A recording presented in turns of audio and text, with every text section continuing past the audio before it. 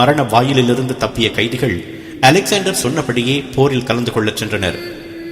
உயிர் விலை மதிப்பற்றது, அதனை இழப்பதென்றால் அது தேசத்திற்காக மட்டுமே இருக்க வேண்டும் என்று தனது தீர்ப்புக்கான காரணத்தை விளக்கினார் அலெக்சாண்டர்.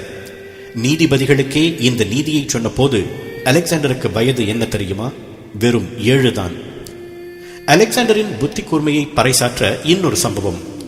வரலாற்றிலேயே மிக புகழ்பெற்ற குதிரையின் பெயர் புசிஃபெலஸ். எல்லா வித்தைகளையும் அறிந்த அந்த குதிரை பிலிப்ஸ் மன்னனிடம் விற்கப்பட்டது. அந்த குதிரை யாருக்குமே அடங்காமல் திடலில் குதித்துக் கொண்டிருந்தது. உன்னால் முடியாது, வேண்டாம் என்று மன்னன் பிலிப்ஸ் எவ்வளவோ தடுத்தும் அதனை தான் அடக்குவதாக கூறி களமிறங்கினார் அலெக்சாண்டர். குதிரை தன் நிழலையே பார்த்து மிரள்கிறது என்பதை சில நொடிகளில் புரிந்து கொண்ட அலெக்சாண்டர் சூரியனை நோக்கி குதிரையை திருப்பினார். குதிரை மிரட்சியை மறந்து அமைதியானது. கூடியிருந்தவர்கள் அலெக்சாண்டரின் புத்தி கூர்மையை கண்டு வியந்தனர்.